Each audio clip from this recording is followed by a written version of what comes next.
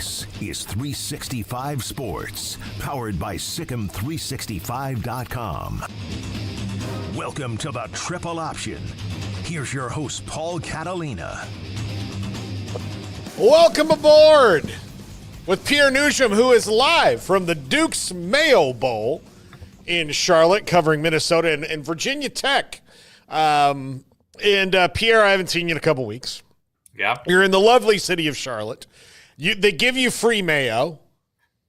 That's true. The computer's sitting on top of it right now, so it we can't. is, but let's just for the sake of argument, there you go, right there, the Duke's Mayo. I haven't had it yet. I'm thinking I'm going to wait till I get home to pop this open because I don't want to, just take a dab of it now and have an open container of mayo as I fly in the plane. Yeah, so, it's good. Look, it's good mayonnaise. It's good mayonnaise. I don't know if it's available in Minneapolis. It certainly is here in the South. Okay.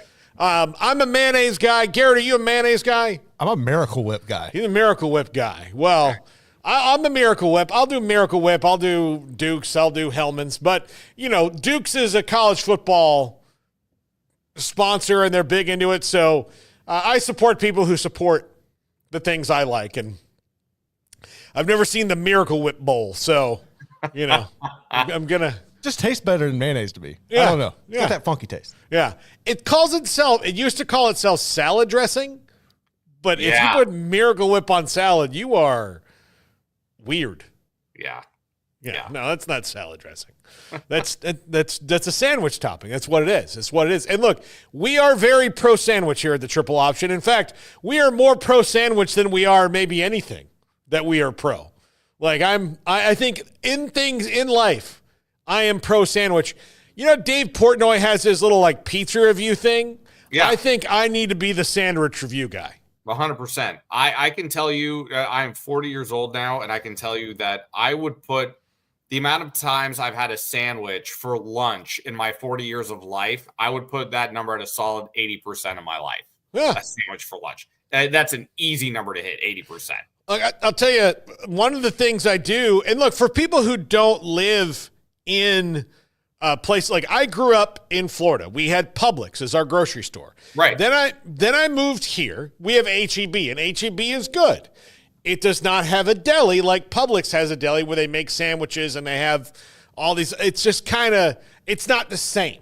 It's not the same is what I'm telling you. Yeah. So it's not the same, and I've missed it terribly since I've been here. We also, 80 years ago in Texas, Kroger and H-E-B made this deal where Kroger wouldn't go south of Dallas and H-E-B didn't go north of Hillsborough. So there's because there's nothing between Hillsborough and Dallas, right. So Waxahachie is the dividing line, I think. There's probably a Kroger in Waxahachie, I'm assuming, maybe an H-E-B, but it's not in Dallas. It wasn't in Dallas proper. Well, that agreement expired a couple years ago, and there's now H-E-Bs in Dallas, and I'm sure they're going to build some Krogers in Austin. As of yet, we don't have anything else here but an Aldi in a Fiesta, which is a Hispanic grocery store, which is really good, by the way, but we don't have a lot of options. We don't. There used to be an Albertsons here long ago. But we don't have. We have H-E-B. We have several H-E-Bs. They've got a corner on the market. When I was in Nashville last week, they've got Kroger and Publix and a bunch of other things. And so I kind of enjoyed the competition. And I went to Publix and I got myself a Publix Buffalo Chicken Tender Sub, which is one of the great things in the world. You might have it in Charlotte. They might have it in Charlotte. So if you're in the next couple of days, just, hey, you want a quick, easy lunch, a Publix sub. You can't go wrong with it. I wish they would sponsor this show. I would wear a Publix, shirt all the time. I love Publix. I'm a big fan of theirs. So, and I miss it. I miss the one stupid thing, the things I miss about living in Florida were hey, you're at the beach in 2 seconds, or you can go fishing just like that. All of those things, that's kind of there's comps in Texas, right, to different things that you can do. You can't do other places. I can have the best barbecue in the world and, anytime I want. Can't get that in Florida. I miss my seafood. But the stupid thing is I don't have my Publix subs. I did try the barbecue last night, some barbecue last night, but I have had pub sub once in my life when I was in Orlando. I remember it being delicious. It is absolutely worth the hype, in my opinion. Some people said, "Yeah, is it really worth the hype?" I thought it was delicious. When I'm in Florida, I'm definitely going to be going back there. But my question is, how do I get the job as border agent walks in Waxahachie to monitor the situation between HEB and Kroger? Because I would love to know which agents are on that board to make sure, hey, don't you dare bring that HEB up here. There's a line and it's right here. You know where the line is. Are you in the 76744? Do you think you could just build a Kroger right here? You think you just buy this land? No. Yeah, no. You're up there, okay? You think you can just throw something into a 254 area code and think you're going to be fine? No, you're 817 and you're lucky. You're lucky we let you have 817 or 214. Everybody jokes about Texas potentially seceding from the union, but that's not going to happen if there's a civil war in our hands between Kroger and HEB. Yeah. It's not, I don't know how viable that's going to be. Yeah, exactly. You know what? A lot of that Texas independence thing took a real bath after the freeze where we have our own independent power grid. Like, none of it worked? Okay, great. Then I guess we can't be independent now, can we? We can't secede because, we need our own electricity and we don't know how to make it work. So yeah, my sister who lives in Austin had a lot of things to say about that I'm not willing to repeat on the air right now. But I remember that freeze. What was that? Was that 22 or 21? I think it was 21.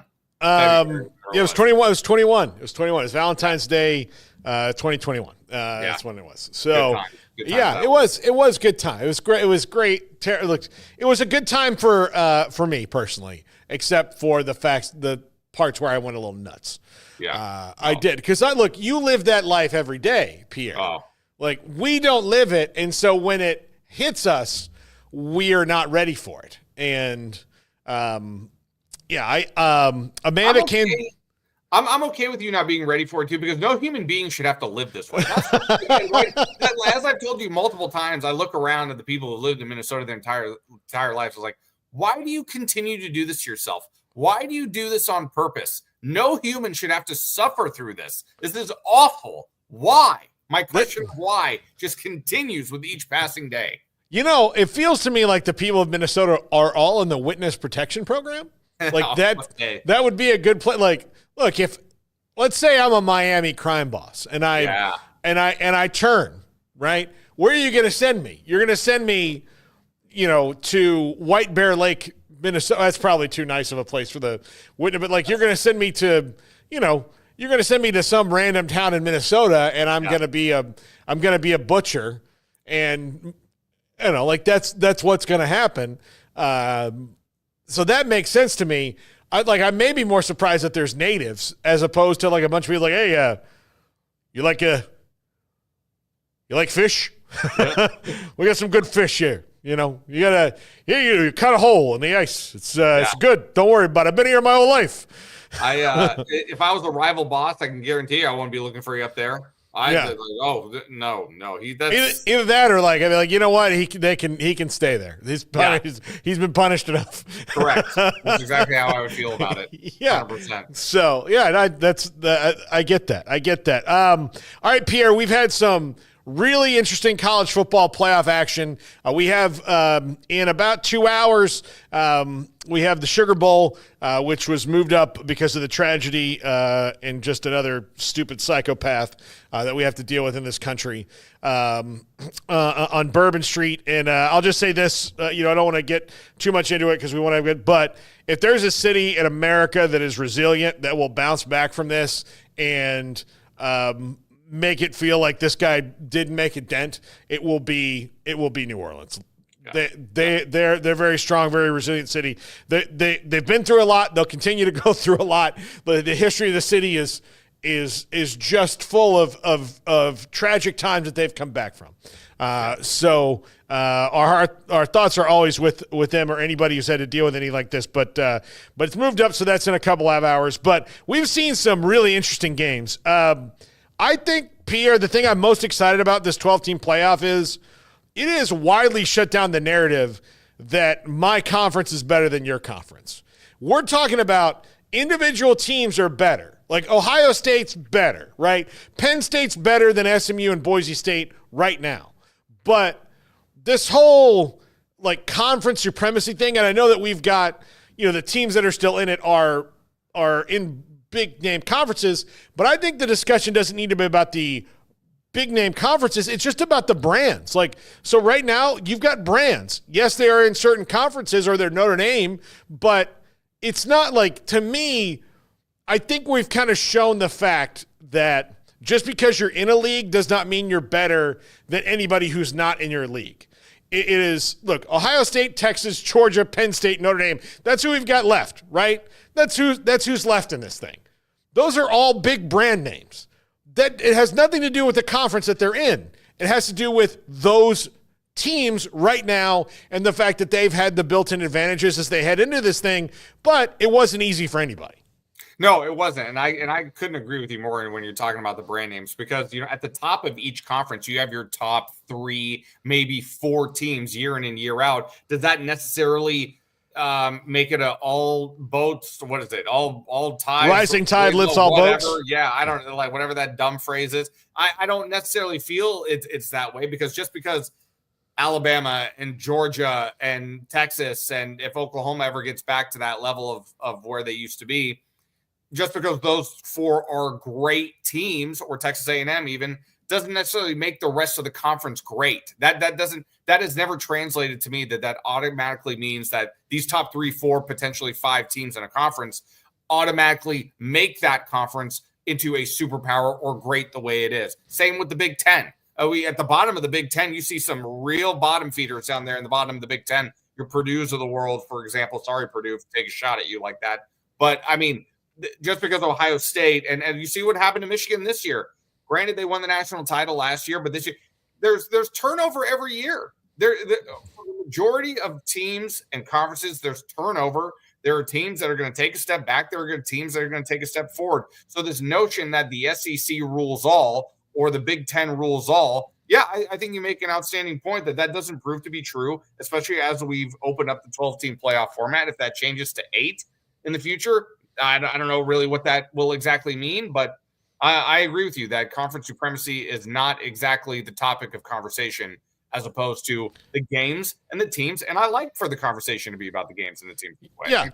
I don't think they're going back on this thing. I think they'll stay. Like they'll add more, which I don't think they should. I think 12. Like I think we've seen 12 to me right now is a good number. I think when you start to get into 14 or 16, like that's as big as it could get. Like 16 I could stomach, but then the thing I worry about is when you start expanding things, you mess with stuff. You mess with it. This needed to be messed with. Like they've done this now, like the NCAA tournament. If you ask any fan, any of us who cover the games, any fan, basketball tournament, leave it alone. Don't do anything to it. Leave it alone. Put more effort into the conference tournaments and promoting that as part of the NCAA tournament. That's all part of March Madness. Lump it in.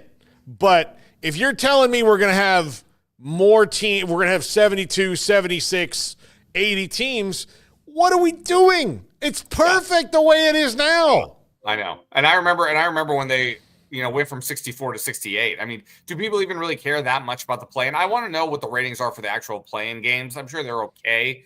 But yeah, the 64-team format, let me tell you something. I will riot if they ever expand that field, because it is the most perfect postseason format in all of sports, not just college sports, but in all of sports, and professional sports included. It is the most perfect format out there, period, end of story. And nobody's clamoring for more than 64. Nobody's like, just leave it alone. This one, I'm telling you, I'm not going to lie. There was a point during the bowl selection show, I was thinking to myself, did the BCS have it right? Did the BCS perhaps not get enough love from us? Because, computer-wise, I know everybody was talking about we need a little more human interaction with this thing. But for me, you heard me say it earlier. I think I said it last year. I didn't need the field to be expanded more than 4. I didn't need it to be. I was okay with it going to 8. I thought 12 was too much. I think 8 would have been a better number because let's be honest, Boise SMU, Indiana. It's like one of those teams would have made the top eight probably anyway. But did we miss them once it got bounced out in the quarterfinal? I don't think so. Or in the first round, I don't think so. I don't think it was that. That's the only reason why I kind of stay with. I didn't have a problem with it staying at 4. I do think that something had to be done, especially after what happened to Florida State last season. I absolutely think that was kind of the straw that broke the camel's back for sure. But I thought 4 was fine. I thought there's really truly only 4 to 6 great teams in the nation year in and year out. Oh, I think that's the problem is we're looking for in college football, we're trying to have this beauty contest all the time. And sports aren't like that. Like part of the thing I love about watching, look, Pierre, if they did this, you cover the Wolves on a daily basis. Yeah. If they did in the NBA what they do in college football, no matter how good Anthony Edwards is, they'd be like, well, Anthony Edwards is great, but look, nobody cares about the Wolves. Are people going to watch the Wolves? Are they going to watch the Wolves and the Nuggets in the Western Conference Finals? I mean, we know that Edwards and Jokic are the 2 of the 5 best players in the league, but Denver, no. We need to make sure, yes, the Knicks are playoff caliber, so let's put the Knicks in there. Because they've got history. Well, they haven't won anything in 50 years. 50 years.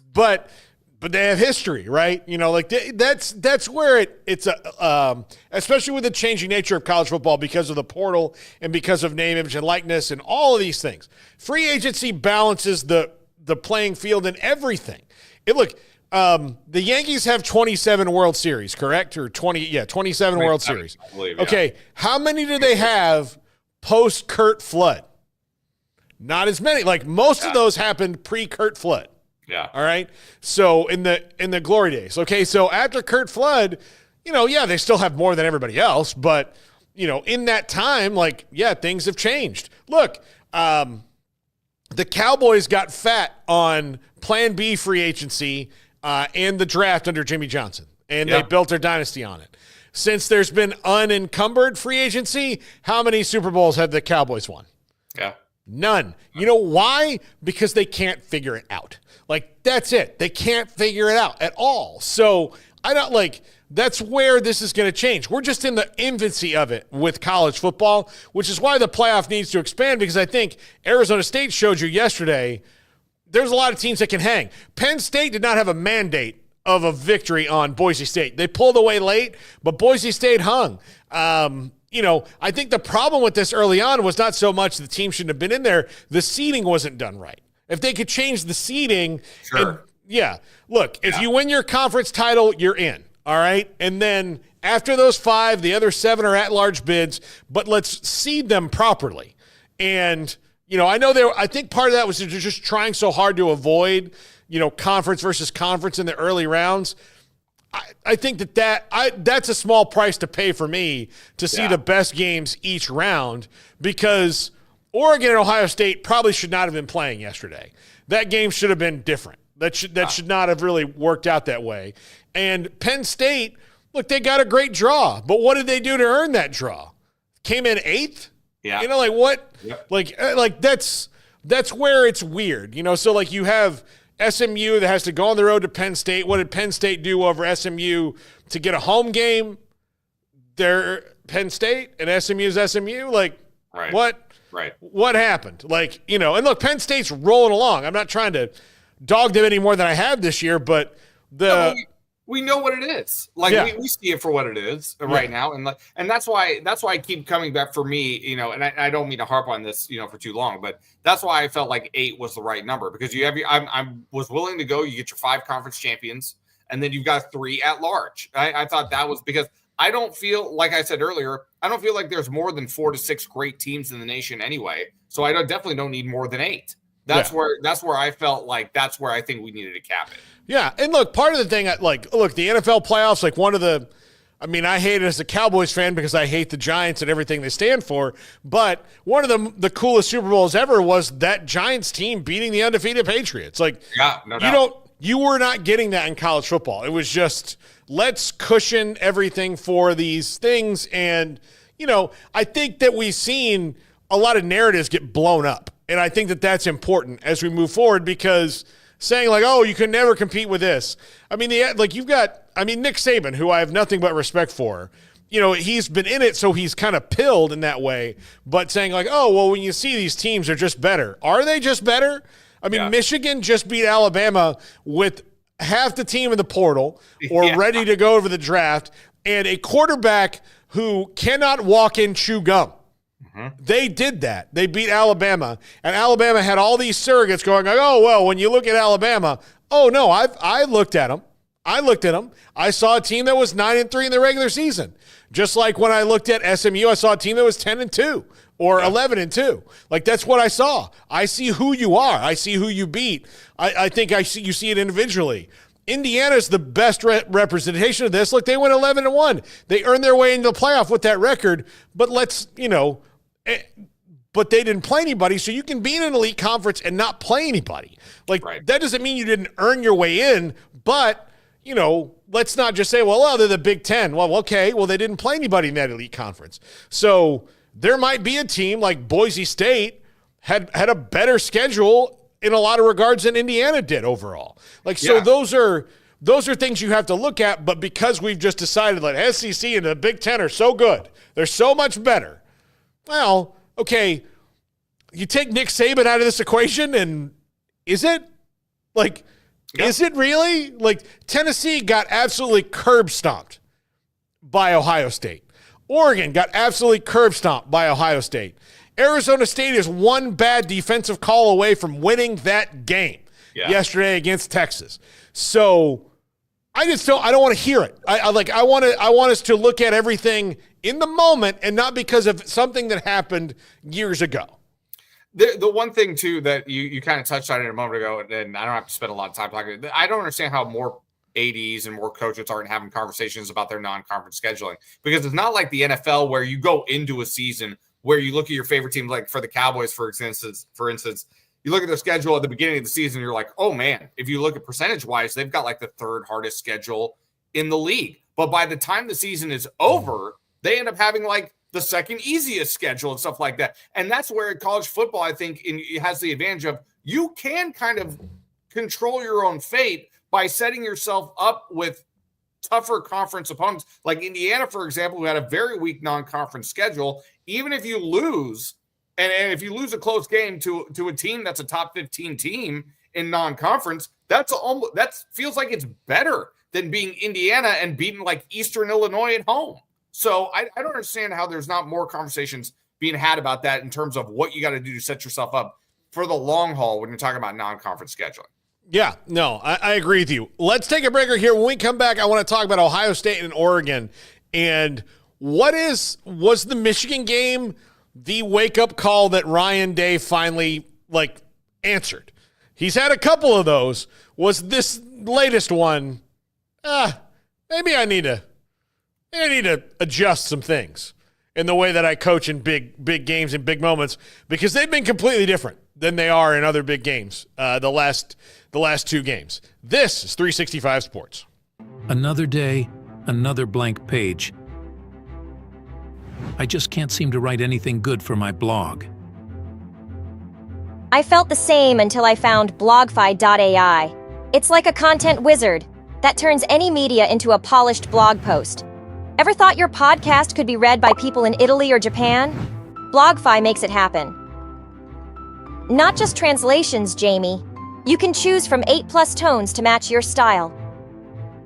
Whether it's witty, formal, or casual, your blog will sound just right.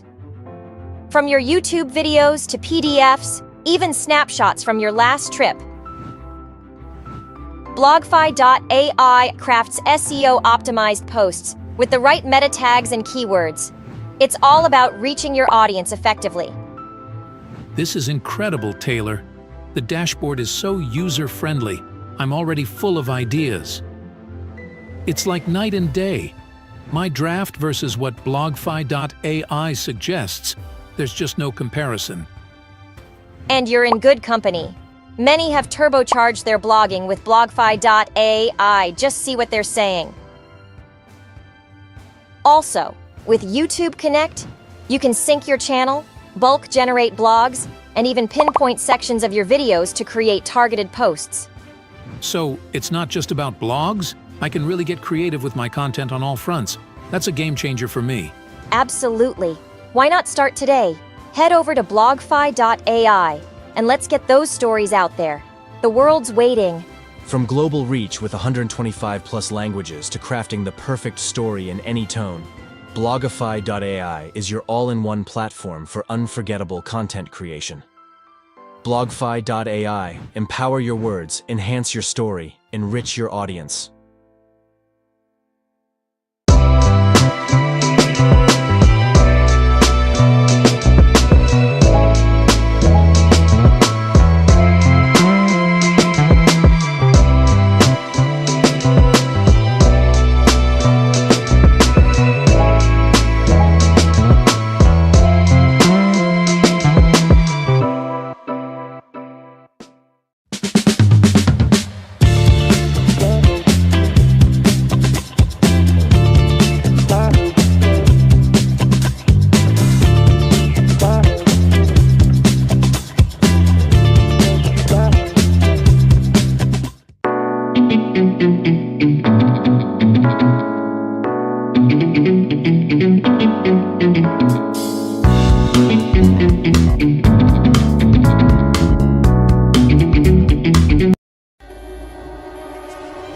This is 365 Sports, powered by Sikkim365.com. Welcome to the Triple Option. Here's your host, Paul Catalina. Welcome back. In our last segment, Pierre, you're going to be privy to something we started doing here. And I'd like to bring some of our co-hosts into it because you can help me with my improv here. But I'm going to be doing dramatic readings of Message Board Genius's posts today. And I'm focusing on Alabama today because, I mean, why not? So I've got several posts to go through from Message Board Geniuses in Alabama. Quite a bit, as a matter of fact, of a thread from the game against Michigan the other day. Oh, I can't wait for this. Yes. So you can just give me, like, we can do it in characters, or I can just kind of go. Sometimes I like to read these as like a petulant teenage girl because that's what they sound like to me. And we can do like what they think they sound like and what it actually sounds like. Okay. So the rest of us we can do a little bit of that too. So if you want me to do one, like there's an improv game called like New Choice. So you can just throw out like, hey, do this one as this, and I can do that as well. So we'll do that. I've decided to start to bring some of my comedy skills into this a little bit more. Good. I already have one voice in mind for you. Immediately came to mind. Okay. One for sure. Yeah. I feel a feeling it's George Costanza, isn't it? It's not. It is now? You're in the ballpark. You're in the ballpark. Trust me. Okay.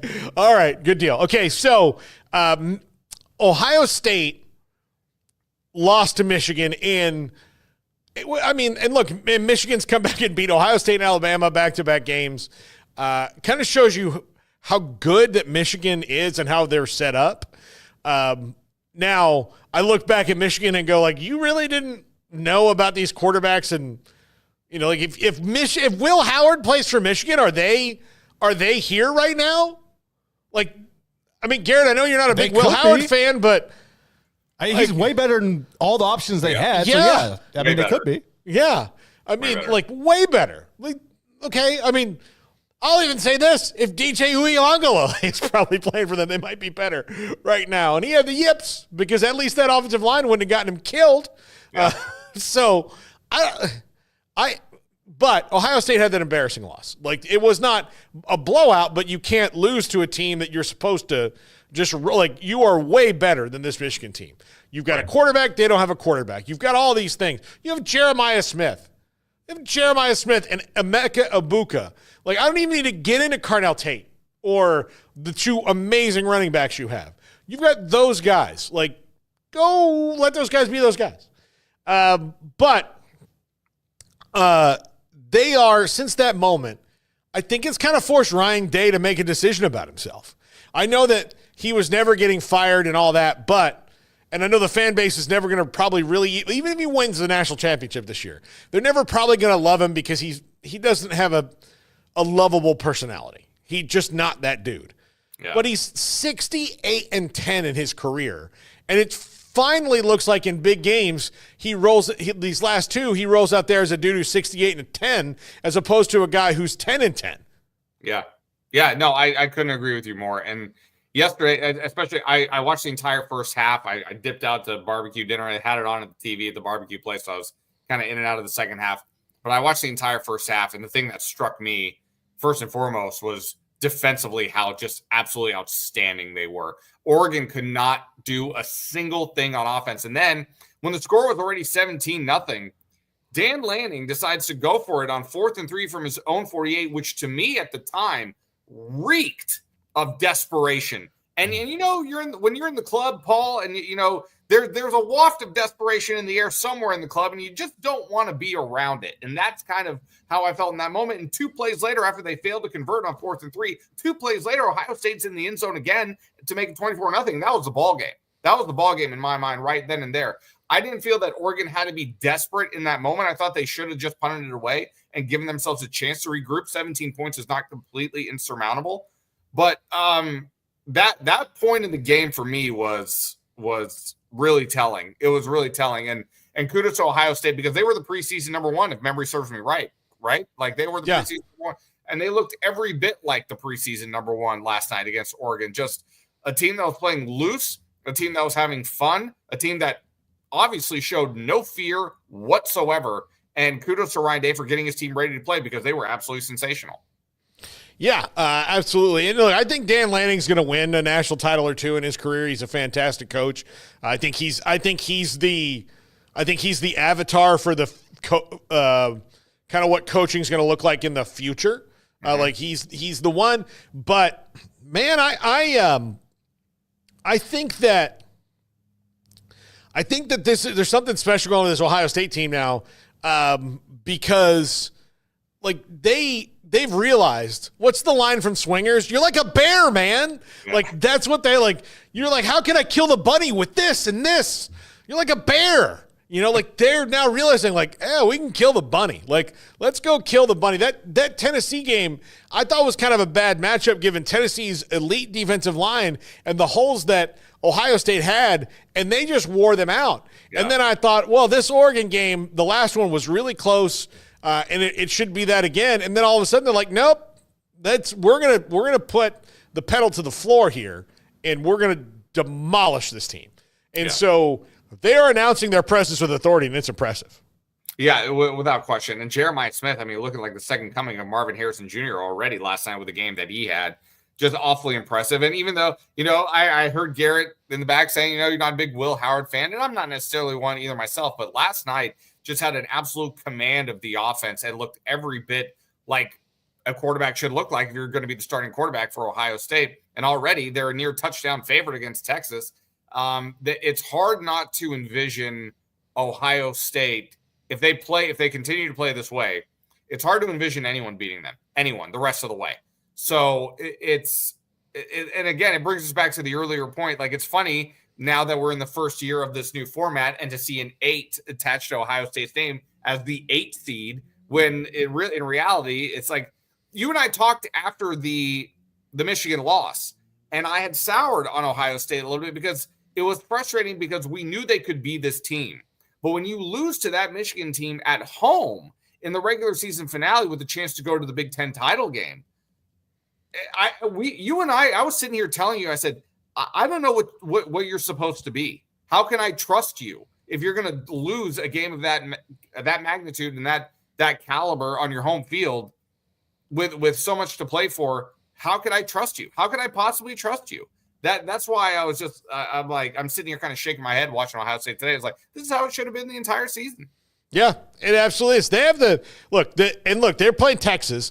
Texas and Ohio State have the 2 best rosters in the country 1 through however many. Like if you wanted to go through that, they're 1, they're 2. I think Oregon I thought was 3, but now I'm starting to think that maybe they're probably still 3. Like they're probably still 3. But yeah, like I think that they're 1 through the end. They're the best rosters, which is another cool thing about seeing this. Like we don't see this in the finals. We get to see it in the semifinals, which means that, a team that may not be like has another chance to play. Like I like this. I like this.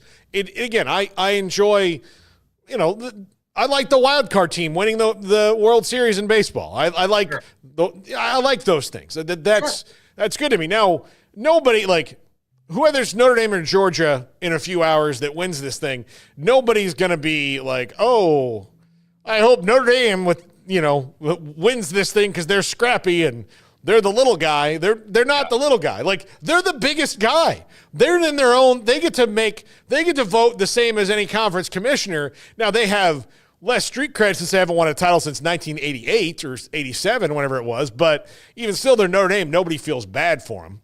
Right. But yeah. And it reminds me a little bit too, like in the NBA a couple of years ago when the Lakers were the 7th seed, and because they didn't play with Anthony Davis for the half of the year, and like when he finally comes back and that team was fully healthy, they make a Western Conference Finals run at the 17th, and you're like, oh well, yeah, they're a 7th seed, but I mean, with a healthy LeBron and AD and like some of the other guys on that team, it's like they're not really a 7th seed. Yeah, like that's where we're at right now with this. Well, and that's good. That's good though, right? Like that can happen. I think it throws a little more spice into something that had gotten really, really stale. I don't disagree. You're right about that. I don't think that's necessarily a bad thing. Yeah, I don't think that's necessarily a bad thing. Yeah. But yeah, I mean, look, and what they've done, building, like they didn't need Quinshon Judkins because they already had Travion Henderson. They went and got Quinshon Judkins. They got Caleb Downs. They got Will Howard. They got a couple other, like they were very effective in the portal. And then, of course, Brian Hartline's the best offensive recruiter in the country. And, just year after year is like, all right, well, okay, Jack Smith and Jigba's gone and Marvin Harrison Jr. is gone. Well, Emeka Ibuka's here. Okay, well, he's going to be gone after this year. Oh, we have Jeremiah Smith, who is the freshman, the wide receiver version of Adrian Peterson when it comes to true freshmen. Yeah. Like he's, there's very few dudes that you could say at 18, 19 years old could be in the NFL. Like very few. Very few. Well, former Dolphins wide receiver Brian Hartline, by the way. Yes. Yeah. Oh, yeah. Is that how you remember him? 100%. I wish he played the position as well as he recruits the position. Not to say that he was bad. Not to say he was a bad pro. He was a very serviceable pro. That was probably a shot on my part. But that's just my anger and hurt lashing out at people who don't deserve it. You know how it is. Yeah. Pierre, I'm curious. The Dolphins are still tangentially in the playoff hunt, correct? As we go into that is correct. Mathematically, they're still in it, yes. Yes. I think they have the least amount of chance, right? Oh, I think mathematically they have them at between like a 30 and a 35% chance of Oh, no, they're second. They're all chasing Denver. Denver. And then Miami and Cincinnati. Cincinnati's the third team. The Dolphins have zero chance. They have zero chance. Mathematically, they have zero chance because Denver's not going to lose to Kansas City for starters. And secondly, you're probably going to be playing without Tua Tagovailoa. And I would say more importantly, you're going to be playing without your starting left tackle in Teron Armstead. So the Miami Dolphins have zero chance of making the playoffs. So how does this make you feel as a Dolphins fan? Here's the deal. Like I've heard this conversation of like, well, yeah, but wouldn't you rather make the playoffs for the third year in a row and kind of build off that? And I was like, why? Just to go up to Buffalo and get smacked around again in the wild card round? What difference does it make? What difference? This is my problem when I have these talks and arguments with people. I have the Ricky Bobby mentality when it comes to pro sports. If you're not first, you are last. What difference does it make? I don't care. If the Dolphins went to the Super Bowl and lost, it would be the same exact season as a 1-16 season out of the first overall pick for me. It's the same thing. It is the same thing. And I'm specifically just talking about professional sports. College sports, it's got context to it, and I understand that. But when it comes to pro sports, no, I don't care. I don't care. Unless you win the Super Bowl, you failed. You're a failure. Yeah. Absolutely. I'm you're talking to a Cowboys fan. Yes. We haven't been. I say we. They have not been to the Super Bowl in 30 years. Almost 30 years. Almost 30 years. The Dolphins haven't been in longer. 84. 40 years. Yeah, 40 years. So 40 years. So you and I are in the same kind of boat here. You've been in it longer than I have. You actually, you know what? You don't know a life where you can remember the Dolphins. I don't remember. I don't remember if I really claim myself as a fan. I think I may have by the time. I don't remember the 1992 AFC Championship game where they lost to Buffalo at home. I remember it vividly. I remember it vividly. I don't have any recollection of that game. The first playoff, how do I put this, disaster that I have the memory of is the divisional game in San Diego where they blew a 21-6 lead to the Chargers to Natron Means and Stan Humphries and Junior Seau. I remember they absolutely blew that game and should have gone on to Pittsburgh and probably would have beaten the Steelers in the AFC Championship game that year too. But they blew that game to the Chargers. That was the year the Chargers went to the Super Bowl and got blown out by the Niners. So that's the first one I remember. Natron Means makes me want to do my Chris Berman impression, which I'm going to tell you is not really good. It's just really okay. So here's the thing: there are, if you watch like sketch comics, there's like good like Bill Hader, Bill Hader. You know who's really good right now on SNL? Chloe Fineman just like every voice she does is like it just nails it. Kate McKinnon was just good. Yes, I can get somewhere. I'm good. I sound like him. But sometimes it's just about the personality. If you can get the personality, then you're doing an impression. Because sometimes you just can't so because he would say because his nickname for Natron Means was Natron Means Business. That's what he'd do. Right. Okay, right. So here's my Chris Berman impression. Natron Means Business. Stumbling. Circle the wagons. The Raiders. That's it. That's my impression. That's what he sounds like to me. If you would have done it, if you had not told me who that was and you would have done it, I would have gotten it the first guess. Yeah. I mean, look, I'm not saying words. I'm just making gurgling noises. Right. Yes. Yeah. And he's you're with me, Leather. I can't. That is people. You got that joke. That one. You got it. You got it. Don't know that one anymore. Yeah. They don't know. By the way, I need to point out. You mentioned Bill Hader. For those of you watching, if you have not, I would absolutely just go on YouTube and type in Bill Hader Conan, and he's got clips of himself doing impressions on Conan O'Brien that are just absolutely so good. It's so good. His Lorne Michaels on about the serial killers is a top 5 talk show host moment in the history of late night talk show. It's so good. Yeah, no, it's great. So when we come back, we're gonna do Message Board Geniuses, and this is the Alabama version of the absolute meltdown they've had over the last couple of days. So that is coming up next. This is the Triple Option on 365 Sports. Paul Catalina and Pierre Noujaim.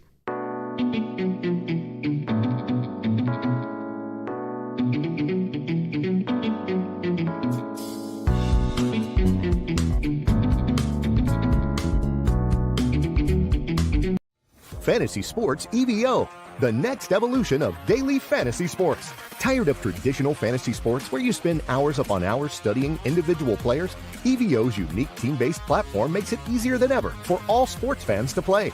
No need to know individual players. Just choose your contest, select your teams, and enjoy the game.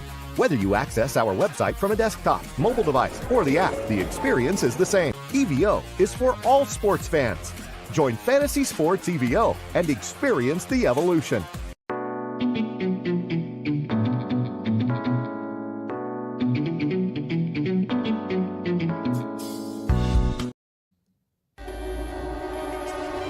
This is 365 Sports, powered by Sikkim365.com. Welcome to the Triple Option. Here's your host, Paul Catalina. So a lot of these have to do with Jalen Milroe, who's a player I actually really like. I know he hasn't played the best, but I think between Jalen Milroe and Quinn Ewers, we've got a couple interesting things that are going to happen here in a couple weeks when it comes to the portal, the draft, what decisions they're going to make. And they're caught in this weird nebulous area right now of, I can tell you this, Quinn Ewers is not going to be the starter at Texas next year. Like whether he's in the NFL or somewhere else, it's going to be Arch Manning. Otherwise, they're going to lose Arch Manning in the spring because he's like, how much longer do I have to wait to play? And he's been the ultimate team guy. So it's going to be Arch Manning. And plus, if you told Texas fans that Quinn Ewers is coming back, you'd be like, all right. I know, like they want Arch. It's time to feed them Arch.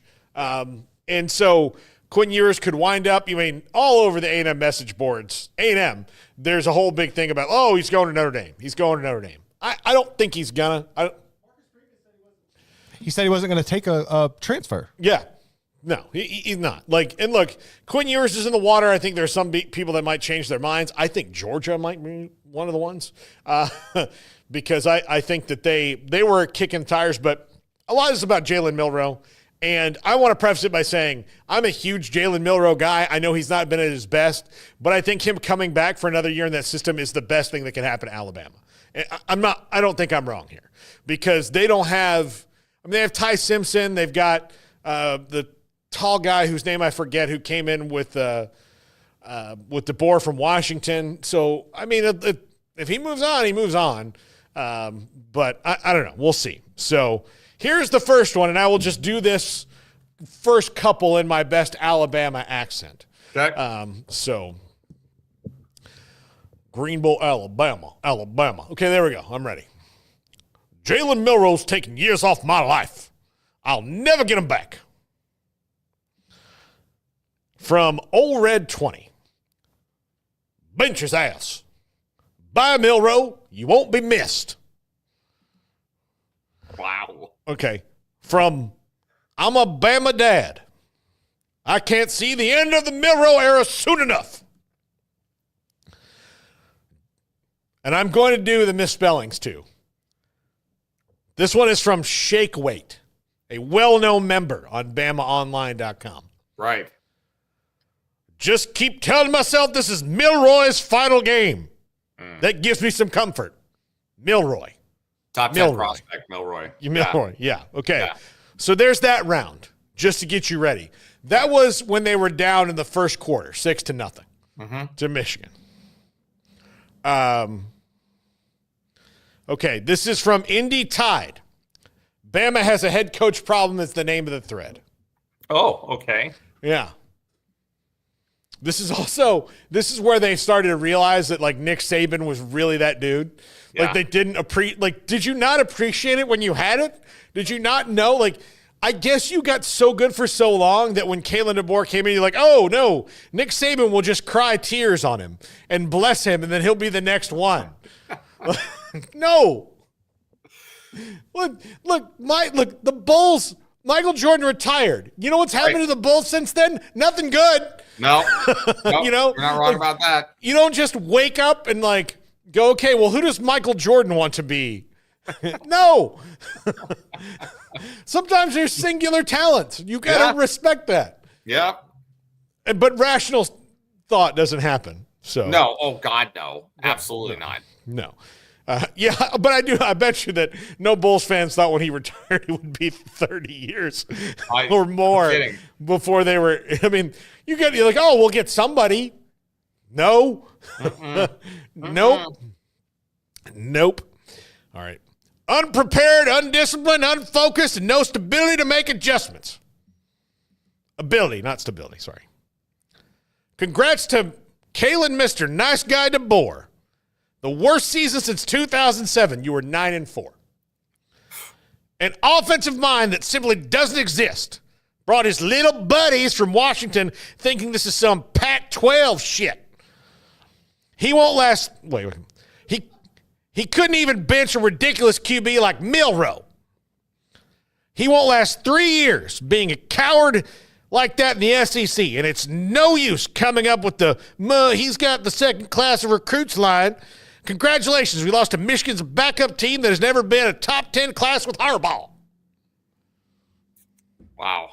That's that was from Brazilian Bama fan. Wow. And I did that. I could have probably done that in a Brazil. I didn't read the name first. I just got into it and got into character. But I don't really do a Brazilian accent. So well, obrigado to that fan for being so passionate. Yeah, thank you. Yes. Okay, here's more on DeBoer. Wait, hold on. Did you say more on DeBoer or more on DeBoer? No, more on DeBoer. Now, look, if you want me to read these in any kind of fashion, got it. Just go ahead and throw it out. Okay. Yeah. Okay. I did have one suggestion. Okay. I thought if you could channel your inner Cosmo Kramer and read as the movie phone guy, maybe that would be like that could be an option. Hello and welcome to Movie Phone. Yeah, I can do that one. I got you. From BamaOnline.com, DeBoer, Blake J., well-known member, needs to be held accountable for keeping that clown in all season. Hope he gets fired after we win 8 games next year. Press 1 if you'd like him to be fired. Press 1 if you'd like to make a donation. Why don't you just tell me what you want? Why don't you just tell me the movie you want to go see? All right. This is from Big. You want me to do this one as Costanza? Yeah, might as well. We'll do it. Okay. Yeah. Big Rye 98, another well-known member. Yeah. Oh, yeah. Sheridan and Kapilovic need to be nuked into the sun. What the hell has this program become? He's bebopping and scatting and I'm losing it. That puts it over the top. I needed where do my Frank Costanza a little bit better. My favorite Frank Costanza line is when he's talking to George Steinbrenner and he's telling him like your son is dead, and all he can come up was like, why'd you trade Jay Buhner? Yeah. He had 38 home runs, 124 RBIs, a laser rocket arm. You know what you doing? the voicemail he leaves on Jerry's answering machine of Jerry, Mr. Steinbrenner's here, George is dead, call me back is one of the all-time great moments in television. And we wonder why George was so messed up. By the way, the top 3 tertiary characters, maybe not just in that show, but it's from that show, but maybe of all time, Frank Costanza, Putty, and Mr. Peterman are just 3 of the greatest tertiary characters you'll ever see in any TV series. Yeah, and they kept, like, the way they could keep bringing those. Banya was up there for me, too. Banya had his moments for sure. Yeah. Yeah. Yeah. I would almost call Newman that, but he's not. He's maybe above that. Yes. He's sandwiched between the tertiary characters and the 4 main ones. He's like right in between. Yeah, absolutely. But a lot of angry Alabama fans. Oh, they're okay. I got a couple more. Garrett, do you have any suggestions? Fire Marshal Bill. Oh man, I don't know if I can do that one. Skeletor. Can you do Skeletor? Can I do Skeletor? Wow.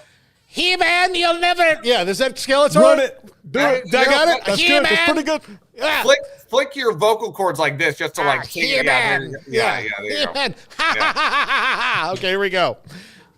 Our head coach and the entire staff, they're not ready for this level of competition. This is completely the wrong hire. It was Skeletor. Until we meet again, the running me. I'll get you, He-Man.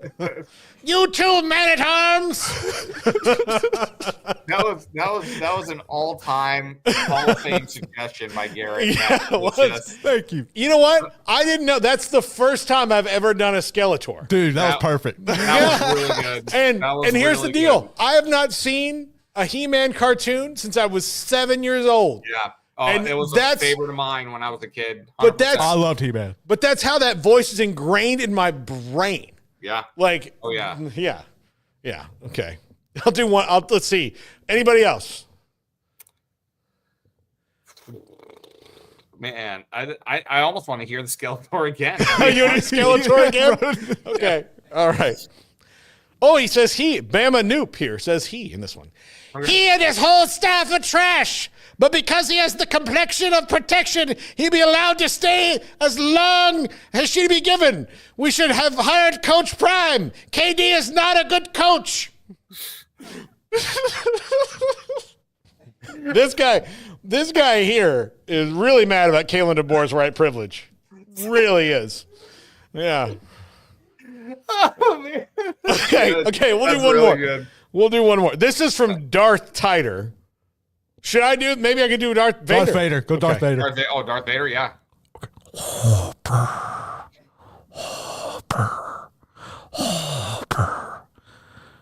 KD sucks as a coach.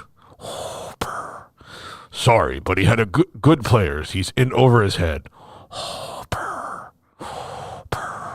Bama is in real trouble. Look for others to hit the portal as soon as it's open. That was not bad. No, I mean, you can't do James. You can't just do James Earl Jones. No, you can't. No, that was not bad. It sounded like there was for all of us old timers who remember E-Bombs World from back in the day, with that guy singing Chocolate Rain, and then there was a spoof of Darth Vader singing Chocolate Rain. That's what that sounded like, and it was fantastic. Yeah, absolutely. Okay, two more and we're done. I feel like I should do another Skeletor. Dude, bring it back. Okay. All right. This Professor Al thinks that they should have hired Dabo Sweeney. Okay.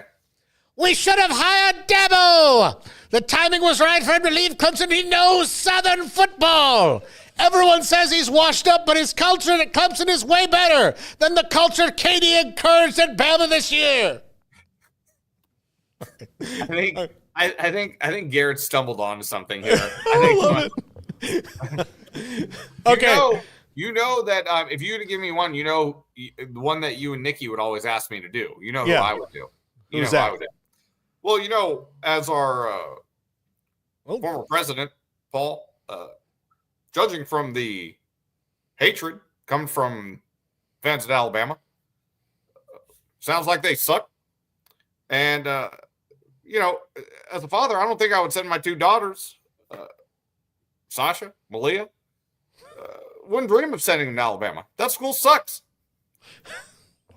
That is very good. That's very good. That was legit. I can say two words as Obama, which is, look.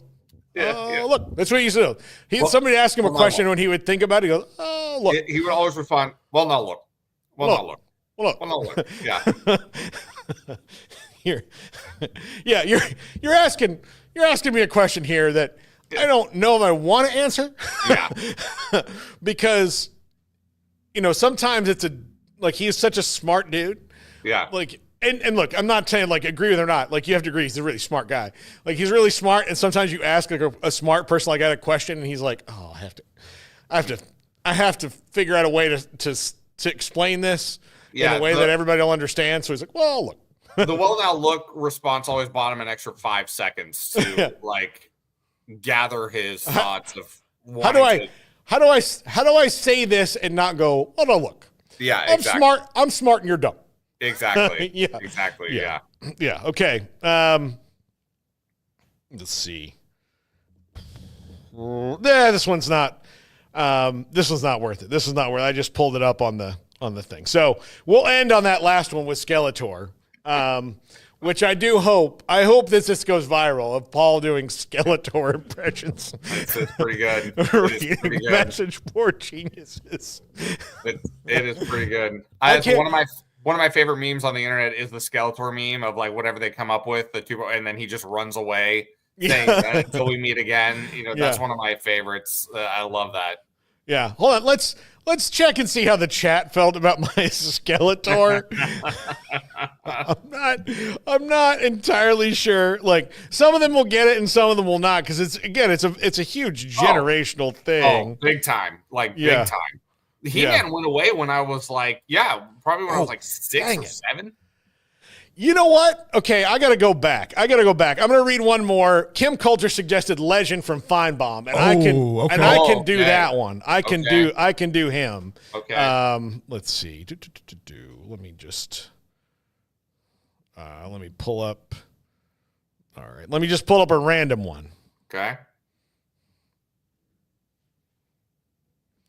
He's the one who's like, Paul. Yeah. Paul. Yeah, okay. He and his whole staff are trash, Paul. But because he has the complexion of protection, he'll be allowed to stay longer than he should be given, Paul. We should have hired Coach Prime. KD is not a good coach, Paul. Yeah. I like that one too. Yeah. So they want to do Morpheus. I don't know if I can do Morpheus. Oh, that's a real that's like you got to really channel your voice to get an accurate Morpheus. That's a tough one. Let's see. Yeah, I'm looking. That was the suggestions there. You could do Keanu from Bill and Ted. Like that would probably be a little bit closer. That'd be maybe a little bit easier than Morpheus. Oh yeah. Let's see. Let's pull up another meltdown alert here.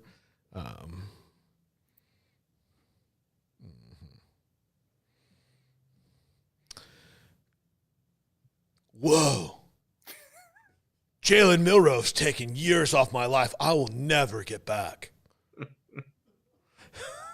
That's see? There's something there. Yeah, 100%. There is. You know, I'm a huge Keanu Reeves fan. Like I'm, outside of some of the Sweet November movies, like that's you do that. But if Keanu Reeves is in it, I'm pretty much in for it. Okay. So I feel bad a little bit making fun of him, but yeah, I love Keanu. Have you seen? And we're not even making fun of him. We're just like Have you seen all 4 of the John Wicks? Yeah. How would you rank them? Because I know how I would rank them in order of best to worst. 1, 3, 4, 2. Interesting. I actually thought the third one was the best. I would go 3, 1, 4, 2. Yeah, that's how I would. I mean, they're all good. Like they're all good. 2 felt more like a bridge movie to me. Yeah, for sure. And that's why I rank it a little lower. But 4, the cinematography in 4.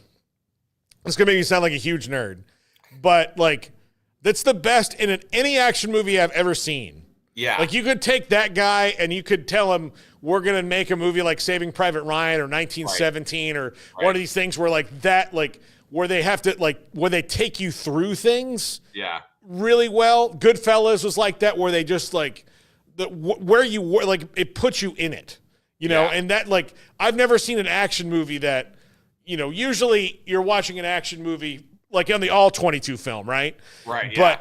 But this one, man, you're just, I mean, that by the Arc de Triomphe, that scene was unbelievable. And then the one that looked like a video game where it he's going through, you can see people coming through all the rooms. It's very good. I thought the only thing that bugged me about it is the way he held a gun. He always held it so close to his chest, and that always kind of annoyed me for some reason. One of the things I think they did with that was they were like, look, this is how you would if you were this. I guess. Yeah. I mean, you've got a bulletproof suit. You're all right.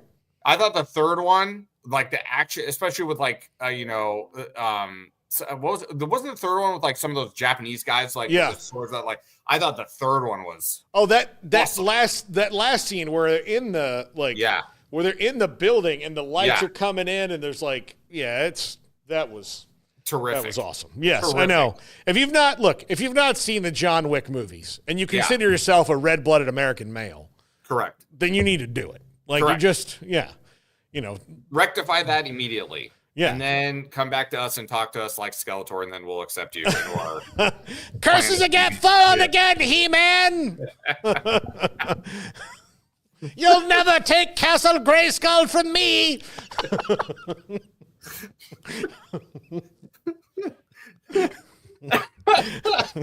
Oh man. Oh, that's good. That's good stuff. Yeah.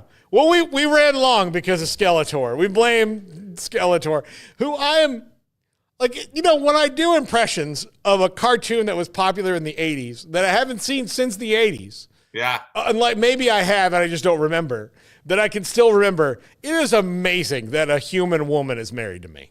Oh, hey, listen, you should be thanking your lucky stars on a daily basis. I do. Like it's really something else that I tricked one. Like it really is. Hey. Because like she has no idea who Skeletor is. No, she doesn't. Oh, well, no idea. I mean, no idea, and no idea that I can do an impression of it. And if she sees this today, she's going to be like, "Oh man." I was just about to say, I guess I know what's happening after dinner at the Catalina house tonight. She's going to be like, "Hey, this is Skeletor thing. Who's Skeletor? Who's He-Man? Who's Man at Arms?" Lay back, relax, and enjoy the ride here that I'm about to take you on for He-Man. Yeah. Yeah. Exactly. Oh, here, hold on. We'll just pull it up. Yeah. You're like, you like this? Why is he wearing fur shorts? Don't worry about the weird fur shorts. It's not, I don't know. The guy who designed him had some kinks. All right. Ask relevant questions only, please. Yeah. All right. I can't tell you why he's wearing fur shorts. I don't know. I don't know, like, why you not just wear, like, why do they have to be cut off, like, super short? Why do they have to be briefs? Why couldn't they be, like, pants? But I mean, like, how many soccer shorts in the 80s and like basketball shorts that were like Adidas or why couldn't he have basketball shorts? Why do you have to have briefs? Why do you have to have a fur Speedo? It's a great question. Now look, Skeletor also had a Speedo.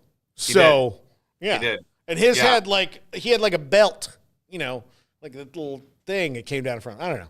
A lot of underwear fetishes going on back in the old comic strip days. Like it's kind of weird when I look back and think about it that way. Yeah. It's kind of weird. Yeah, all the superheroes had them on outside their pants. Right. Correct. Yeah. Correct. Yeah, absolutely. All right, Pierre. Well, enjoy the Duke's Mayo Bowl. Get as much mayo as they'll give you, which I'm sure might be more. Boom. I got the full jar. I'm going to get another one before I go home. There you go. All right, enjoy it, Pierre. Talk to you soon, buddy. All right, see ya. That's the triple option. We'll see you later, baby.